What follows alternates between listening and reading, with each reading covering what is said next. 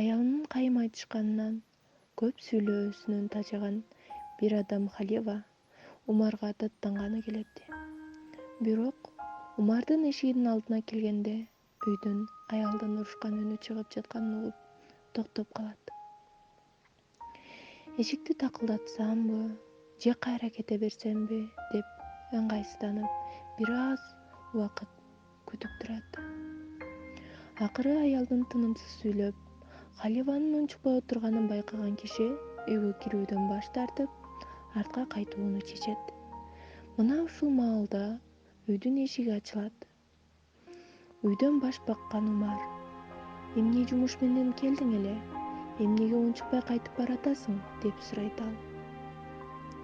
"Мен аялым тууралуу арызданганы келгем.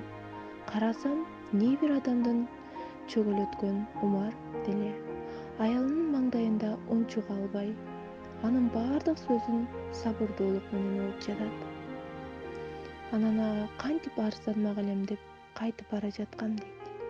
Абалды түшүнгөн Умар: "Ал менин аялым, балдарымдын энеси, үйүмдүн ашчысы, кир жугуучу. Кичине чарчаптыр, күчүн менден чыгарып жатат. Андан мен эмне болмок элем? Албетте, унчукпашым керек" дейт. Муну угуп арызданганы келген киши уялган бойдон үйүнө кайтыптыр.